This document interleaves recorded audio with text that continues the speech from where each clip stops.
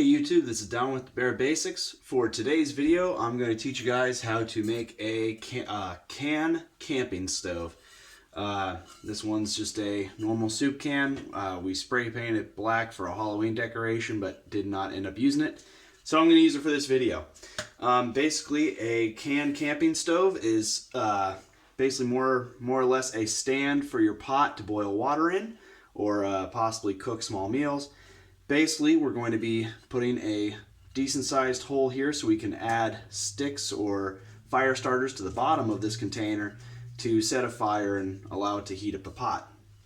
Now, if you're going to build this on your own, like you actually plan to make this for a camping trip and you want it to be nice and you want to do it easily, you would use a drill with different sized drill bits to basically cut the hole. Make smaller holes around the entire bottom of the can so that way you have good airflow to keep the fire going. However, for our video, we're going to see if we can make it with some series of camping tools that you would have on you. Maybe your camping stove that you brought with you stopped working, or you lost it, or you ran out of fuel. So now let's say you had a spare can from some garbage you were carrying around, or maybe you found a can on the side of a bank of a creek or something. You think, okay, maybe I can use this to make a small camping stove. So for the tools we're going to use for this, I've got that small Walmart knife I've talked about a few times. I've got my Gerber knife with the pummel, and I also have a pair of gloves and a multi-tool. So we're going to go ahead and see how long it takes us to do it. Normally when I've made these in the past, I've always had a drill or kind of a tool for myself to use this. Let's see if we can use some average camping tools and see if we can make the dream come true. And we'll see how long it takes as well. If I start to struggle with it, I'll try and skip through those parts so that way the video moves along. You do want to be careful. In fact, you know what? Before I do anything too risky, I'm going to go ahead and just put on gloves. Like I said, I always recommend having gloves in your pack for camping. You just never know if you want to have a little extra layer of protection. So let's see if we can't get this to work. It might be kind of tough. Since I've got the gloves, I'm not too worried about the blade cutting me. So let's see if we can't get that to... The problem is, since it's rounded, it's going to be a little tough to get it, hit it straight on, basically. And because of my very little rope invention there, I wonder if I might just be able to... Oh, there we go. So never mind, turns out if you get a big enough knife, you can just kind of, thankfully the tin in this can is pretty weak, so we're able to kind of cut in there. Perfection. Oh my gosh, well that makes it a lot easier than I thought it was going to be. Alright, I wonder if I can do it with the small knife. Let's see if the blade from Walmart is up to the challenge. Oh yeah, hey, there we go. Cheap Walmart knife doing some work. You gotta kind of force it a little bit, but it's not bad. It's not terrible. Sorry, you can't really see this too well from where I'm doing. I'll try and kind of have the camera angle going a bit better. Alright. There we go. Sweet. Alright, now we got that done. You can kind of see here. Oh, sorry, that light is just terrible. So you can kind of see there, I cut out a little rectangle for myself. I'm going to see if I can't bend that in and up, so that way I could feed some fire into it. Now, I'll try using my hands. Obviously, again, I'm wearing my gloves so I don't cut myself. But that's probably the easiest way. I mean, obviously, if you really want to, make it look nicer, I guess, or make it easier, you can use your multi-tool. And since I kind of overcut on one side, I'll bend that over too. Alright, so now here we go. So now we've got a pretty decent sized opening. The next thing I want to do is, obviously a very important part of keeping a fire going is to have a healthy airflow, so that way the wind can help the fire grow. Normally with a drill, I would have a drill bit and I would just make a bunch of holes in it, but we're kind of pretending this is like an emergency and we're just out camping. So I'm going to see if I can't just use the knives to kind of make some holes, or maybe even the belt notch maker on my multi-tool. So right now I'm just kind of making some crude, yet hopefully effective cuts in this thing. Alright, so with pretty minimal difficulty, obviously being very careful, and hopefully you got some gloves on you so you don't worry about cutting yourself. But we have a very crude little bottom for our camping stove. The opening here for the wood, and then the rest of those holes just allow for airflow to come through to keep the fire going.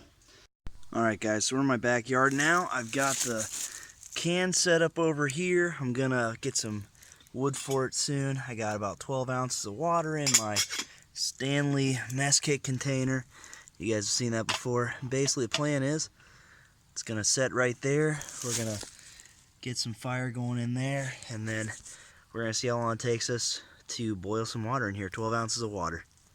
So what we're gonna start doing is we're gonna find a bunch of small stuff, you know, just some really thin, less than a pencil thickness sticks. Put them in there, some light dry stuff. Unfortunately it rained all day yesterday over where I'm at, but it's been sunny all day today, so I'm kind of hoping I can find some dry stuff. So YouTube, he was barking and, you know, whining and such, so I brought Charlie the dog out with us. My fear is that he is gonna knock over the water container while we light it, so that's gonna be a lot of fun. Oh, there we go, he's taking care of his business. All right, so I got it set up here. I got a little bit more sticks to feed the fire with. However, while it's boiling, I'll obviously keep looking for sticks and such. So you want to make sure it's pretty stable. I mean, it's not the best, but it's not easily knocked over, as long as my dog doesn't hit it with his tail. Now, I have a couple different ways to light this. We've got some Coleman lighters, or sorry, matches. Got a little Bic lighter, and then I've got those nice fire starters that I was telling you guys about before. All right. So there we go. That bad boy's going.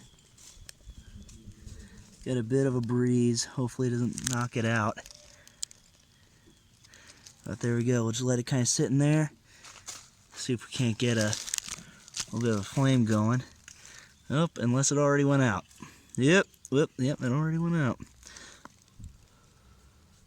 Unfortunate. All right, well that was fun for those. What a good outing for those fire starters.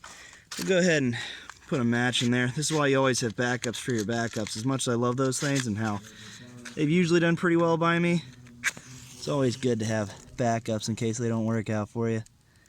So let's see if we can't get the match to work a little bit better. Like I said, a lot of this stuff is probably still a little wet because it rained all day yesterday. So it might be a little tougher to get this started than I thought under these conditions, but I'll keep getting it going, and once I have something good, I'll get you guys back in the loop. We got our inspector dog here. I'm worried about that hook tail of his just knocking my water supply over. So you can kind of see those holes are really helping out, so we're getting that good breeze going to help keep that fire alive and keep it warm. I'd say we've got a fire now.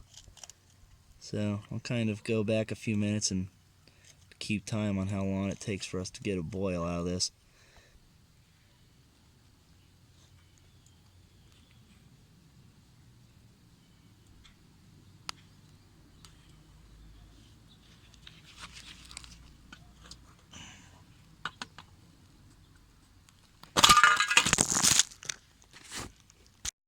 Well, unfortunately, I had to start over. I was trying to put some more holes in the top to get a little bit of better ventilation, because I think when I'm putting the pot on top of the can stove, I'm actually suffocating the flame a little bit. So I had to start over because I tried putting a hole in while there was a fire in there, and the can flew all over the place and had to take care of some coals and some sparks. Where'd the dog go? Charlie! Oh, there he is. Just hiding.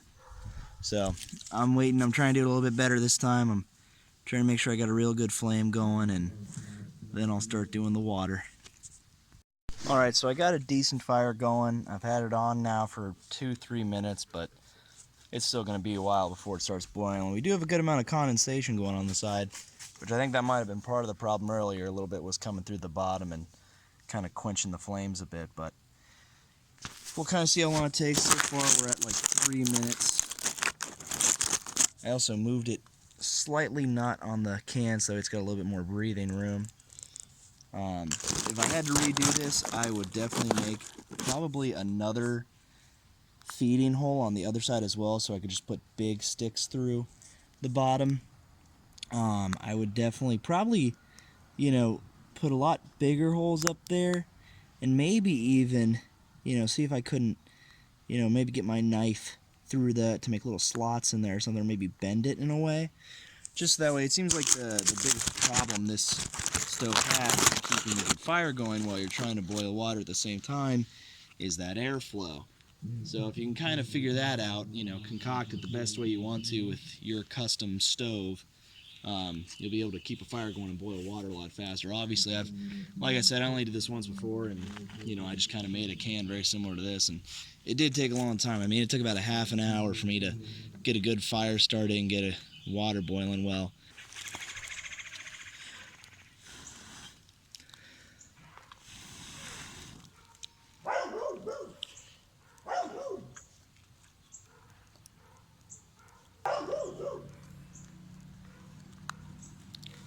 Yeah, next time definitely make this hole bigger so I could feed some more sticks through it. Whew. Don't want to lose that coal. Let me see if I can get you guys a little view. We're getting there a little bit. That bubbling at the bottom, that's a good sign. Hopefully now we just keep that fire hot.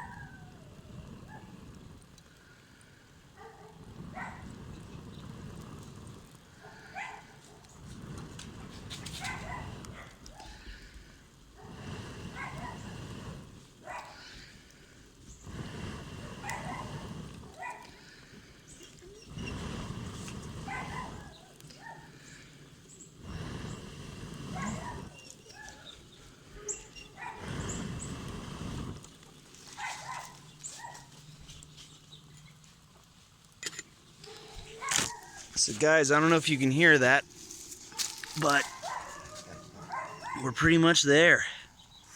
Got a decent boil going. Obviously it's not a rolling boil like you would have in a normal pot or pan, but at this point we got good coals going, a good flame, and we do have it boiling. So basically that took us a little over 20 minutes. If I had to give an exact time for it, it'd be about 23 minutes. But that just kind of shows you, if you had to purify water, if you had to make water boil for one of your meals you're preparing for a camping trip, you could do it. You do it with a simple can. Now, some improvements, like I kind of talked about, I would definitely do the feeding hole maybe another half an inch or inch higher so I can put in bigger sticks. I would do a feeding hole on the other side, and I would probably see if I couldn't take my knife and just kind of do what I did down here, cut it up and then bend this down in so that way there'd be more breathable air for the fire to keep going. But yeah, otherwise that is one way to have a camping stove without really paying any money. Hope you guys learned something. If you've ever tried this yourself, let me know in the comments what helped you, what hurt you, and if you have any other fun little modifications we could do to it.